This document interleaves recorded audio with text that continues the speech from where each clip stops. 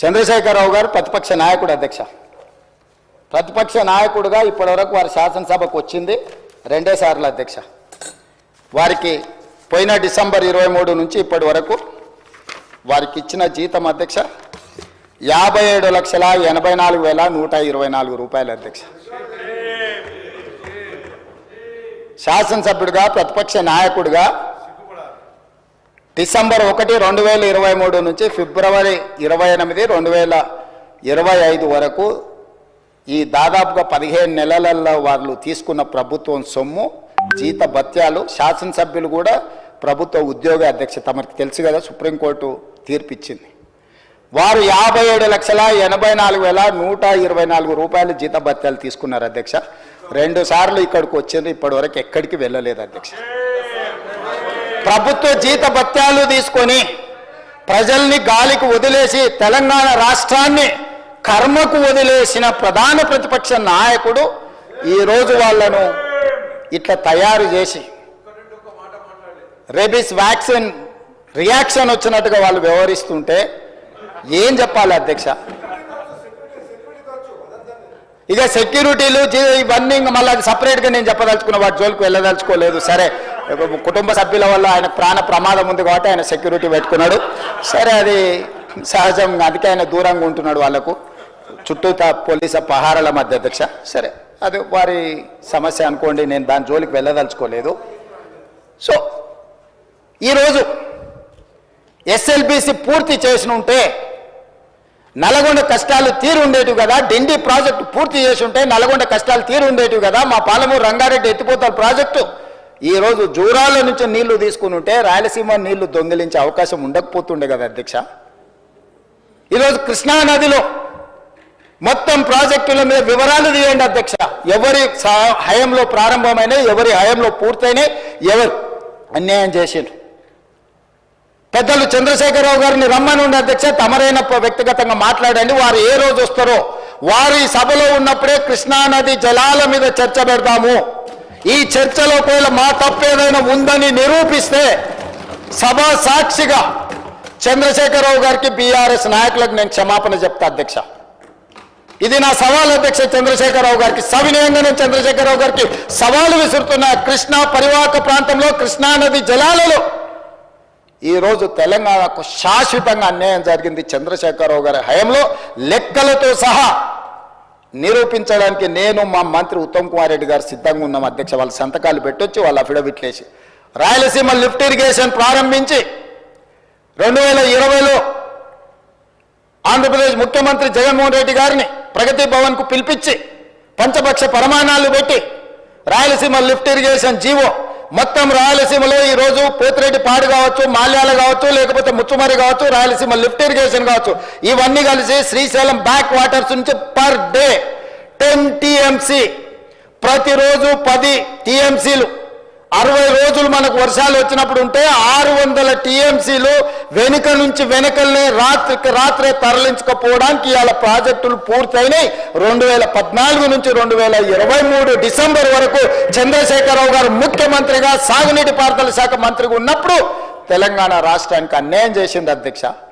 రోజుకు 10 టీఎంసీల నీళ్ళని తరలించకపోయే ప్రాజెక్టులు వాళ్ళు కడితే చంద్రశేఖరరావు నిమ్మకు నీరెత్తినట్లుంటే నారాయణపేట నియోజకవర్గంలో గవినోళ్ళ శ్రీనివాస్ అని ఒక సామాన్యమైన రైతుతోని green tribunal, national green tribunal చెన్నైలో కేసు వేయించి ఆ ప్రాజెక్టుల మీద స్టే తీసుకొచ్చి ఈ ప్రాజెక్టులో అనుమతులు లేకుండా, పర్యావరణ అనుమతులు లేకుండా ప్రాజెక్టులు నిర్మిస్తున్నారన్న ప్రాజెక్టుల మీద స్టే ఒక పాలమూరి అతి సామాన్యమైన రైతు కుటుంబం నుంచి ఒక రైతు స్టే తెచ్చిన తర్వాత మేము గగ్గోలు పెట్టి లొల్లి పెట్టి రాళ్లతో కొడతామని పాలమూరు జిల్లా రైతులు తిరగబడ్డ తర్వాత ఆ పిటిషన్లో రాష్ట్ర ప్రభుత్వం ఇంప్లీడ్ అయింది అధ్యక్ష.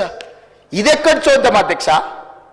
తెలంగాణ హక్కుల కోసం శాశ్వతంగా మనకు అన్యాయం జరిగే నిర్ణయాలు ఆంధ్రప్రదేశ్ తీసుకుంటే ప్రభుత్వం కొట్లాడాల్సింది పోయి, ఉద్దండులైన న్యాయ కోవిదులను పెట్టి అడ్డుకోవాల్సింది పోయి వదిలేస్తే ఒక సామాన్యమైన పాలమూరు రైతు నేషనల్ గ్రీన్ ట్రిబ్యునల్లో కేసు వేసి స్టే తీసుకొస్తే పర్యావరణ అనుమతులు ఇవ్వని అప్పుడు పోయి వీళ్ళు విధి లేని పరిస్థితిలో ఇంప్లీడ్ అయినారు అధ్యక్ష. అధ్యక్ష, నేను ఒక మాట గుర్తు చేయదలుచుకున్నాను అధ్యక్ష. చాలా మాట్లాడినారు, ఉండుంటే బాగుండేది, నేను అడుగుండేవాడిని. రోజా గారి ఇంటికి వెళ్ళి రొయ్యల పులుసు తిన్నది ఎవరు అధ్యక్ష? నేనా ఉత్తమ్ కుమార్ రెడ్డి గారు అధ్యక్ష? రోజా గారు ఒక్కసారి రొయ్యల పులుసు పెడితేనే తిని రాయలసీమను రతనాలసీమ చేసి వస్తాను చెప్పొచ్చిన మహానుభావుడు ఆయన. నిన్ను పుట్టినప్పటి నుంచి 71 సంవత్సరం వరకు పెంచి పోషించి నీకు బుక్కడి బువ్వ పెట్టి గుండెల్లో పెట్టి ఆదరించి భుజాల మీద మోసి తెలంగాణ రాష్ట్రానికి ముఖ్యమంత్రిని చేసి 2009లో కరీంనగర్ జిల్లా నుంచి వలస వచ్చి మహబూబ్నగర్కు బతకడానికి వచ్చి ఒక్క ఓటేయని మహాప్రభు అంటే నిన్ను ఎంపీగా గెలిపించి మా గుండెల్లో పెట్టుకొని చూసుకొని మేము పల్లకీలో మోసి పార్లమెంటుకు పంపిస్తే మా గుండెల మీద తంతవా? ఇది నీ నీతి, నీ జాతి. నువ్వు వచ్చి ఇక్కడ వచ్చి మమ్మల్ని తప్పుపడతావా? రొయ్యల పులుసు తిన్నందుకే అంత విశ్వాసం చూపిస్తావు. ఒక్కసారి రోజమ్మ పెట్టిన రొయ్యల పులుసుకి నిన్ను మోసినందుకు 2009లో నిన్ను పల్లకీలో మోసి పార్లమెంట్లో పంపించినందుకు మా పాలమూరు జిల్లాకి ఏం చేసినావు? పార్లమెంట్లో నోరు లేకపోయినా, పార్లమూరులో ఊరు లేకపోయినా నిన్ను పార్లమెంటు సభ్యుడిగా మేము ఎన్నుకొని నీకు రాజకీయ భిక్ష పెడితే మా పాలమూరు ఎండబెడతావు, మా కల్వకుర్తి ఎడారిగా మారుతుంది, మా భీమా నెట్టంపాడు కోయిల్ సాగర్, మా నారాయణపేట కోడంగల్ లిఫ్ట్ ఇరిగేషన్ని ఎక్కడికక్కడ పడవ పెడతావా? ఇదా నీ నీతి, నీ జాతి అని నేను వారిని అడగదలుచుకున్నా అధ్యక్ష. అందుకే అధ్యక్ష ఇవాళ జూరాల నుంచి నీళ్లు తీసుకొని ఉంటే శ్రీశైలం వెనుక జలాలను మనం తీసుకోవాలన్న కుట్ర కేవలం కాంట్రాక్టర్ల కమిషన్ల కక్కుర్తిపడి అమ్ముడు పోకపోయిన ఉంటే ఇవాళ బాజాప్తా రోజుకు 5-6 టీఎంసీలు ఇక్కడి నుంచి మనం తరలించుకుంటే రాయలసీమ కాదు ఆంధ్రప్రదేశ్లో ఎవరున్నా గిలగిలలాడి మన ముందర మొకరిల్లేవాళ్ళు. ఇవాళ ఆయన వచ్చి నిస్సిగ్గుగా శ్రీశైలం లెఫ్ట్ బ్యాంక్ రావట్లేదు, రైట్ బ్యాంక్లో నీళ్లు పోతూనే ఆంధ్రప్రదేశ్ తీసుకెళ్తుందని సిఆర్పిఎఫ్ బలగాలు ఏ రోజు వచ్చినాయి అధ్యక్ష? మీరు ఉన్నప్పుడు రాలేదా? మీరున్నప్పుడు ఆంధ్రప్రదేశ్ పోలీసులు వచ్చి తెలంగాణ పోలీసులు అక్కడ ఉన్న సిబ్బందిని తన్నిపోలేదా? మీకు అసలు పౌరుషం ఉందా? మీలో చీము రక్తం ఉందా?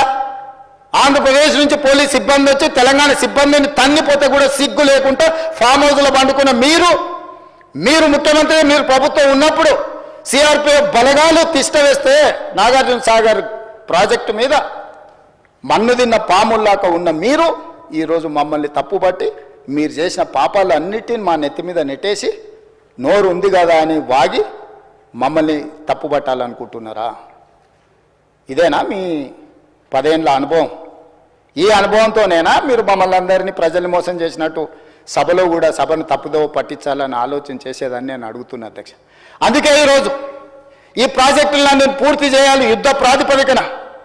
మీరు అప్పులు తప్పులు చేసి ఇక్కడ కొంప ముంచిపోతే కూడా దాన్ని చక్కదిద్దుకుంటూ ఒకటొకటిగా పరిష్కరించుకుంటూ ఆ ప్రాజెక్టులను ఎట్లయినా పూర్తి చేయాలని నిన్న మొన్న సీతారామ సాగర్లో మా తుమ్మల నాగేశ్వరరావు గారు, మా ఉత్తమ్ కుమార్ రెడ్డి గారు, ఆ జిల్లా మంత్రులందరూ కష్టపడి అక్కడ ప్రాజెక్టులను ఒక కొలికి తెచ్చే ప్రయత్నం చేస్తారు. పాలమూరు రంగారెడ్డి ఎత్తిపోతలను చేయాలనుకుంటున్నాం. శ్రీశైలం లెఫ్ట్ బ్యాంక్ కెనాల్ని మేము వచ్చిన తర్వాత 10 ఏళ్ళు నువ్వు పడవ పెడితే మళ్ళీ ప్రారంభించినాం. అనుకోకుండా ఒక ప్రమాదం జరిగింది అధ్యక్ష. ప్రమాదం జరిగి ప్రజలు చచ్చిపోతే, అక్కడున్న కార్మికులు చచ్చిపోతే సానుభూతి చూపించాలి, కుటుంబాలను ఆదుకోవాలి, కుటుంబాలను పరామర్శించాలి. కానీ పైశాచిక ఆనందం ఏంది అధ్యక్ష? ఎవరు చచ్చిపోయినా తండ్రి కొడుకు మామ అల్లుళ్ళు కలిసి డాన్సులు చేస్తారు అధ్యక్ష. పంట ఎండిపోతే కథం, అసలు వాళ్ళ పైశాచిక ఆనందానికి పరాకాష్ట అయిపోయింది అధ్యక్ష. ఎక్కడ ఏ ప్రమాదం జరిగి తెలంగాణ ప్రజలకు నష్టం జరిగినా, తెలంగాణ రైతుల పంటలు ఎండిపోయినా, తెలంగాణలో కార్మికులు చచ్చిపోయినా, తెలంగాణలో విద్యార్థులు చచ్చిపోయినా, తెలంగాణలో పాఠశాలలో ఏదైనా చిన్న సంఘటన జరిగినా వాళ్ళ కళ్ళల్లో మెరుపు చూడు అధ్యక్ష. దాచుకునే దాగుతలేదు వాళ్ళ ఆనందం. అసలు అంటే ఇట్లా మనుషులు చనిపోతే పైశాచిక ఆనందం ఇట్లా ముఖంలోనే కొట్టొచ్చినట్టుగా అనిపించేటోళ్ళని ఎప్పుడైనా మీరు చూసిండ్రా అధ్యక్ష? ఆఫ్రికా అడవులో మనుషులను బిక్క తినేటోళ్ళని చూసినామని విన్నా. ఈడీ ఆమీన్ ఏదది ఉగాండాకు అధ్యక్షుడు ఉండే అధ్యక్ష ఈడీ ఆమీన్ అని. ఆయన మనుషుల్ని కోసి ఫ్రిడ్జ్లో పెట్టుకొని కొంచెం తీసి ఫ్రై చేసుకొని తినేటోడు అని అంటే సినిమాలు చూస్తే నాకు ఆశ్చర్యం అనిపించింది, ఇట్లా కూడా ఉంటారా అని. ఇప్పుడు నిజం చేస్తున్నారు అధ్యక్ష. ఇక్కడ వీళ్ళు ఈడీ అమీన్తో పోటీ పడుతున్నారు అధ్యక్ష వీళ్ళ పైశాచిక ఆనందంలో. ఇది మంచిది కాదు అధ్యక్ష తెలంగాణకు. 25 ఏళ్ళు మీరు పార్టీ పెట్టి ప్రజలు ప్రతిసారి మిమ్మల్ని ఆదరించారు, అవకాశం ఇచ్చారు. ఆనాడు రాజశేఖర రెడ్డి గారు, చంద్రబాబు నాయుడు గారు, కేంద్ర ప్రభుత్వాలు కూడా మిమ్మల్ని ఓడించాలని చూసిన ప్రజలు మిమ్మల్ని గెలిపించారు. మరి ఈనాడు గుండు సున్నా ఇస్తే కనీసం జ్ఞానోదయం కలగాలి కదా అధ్యక్ష.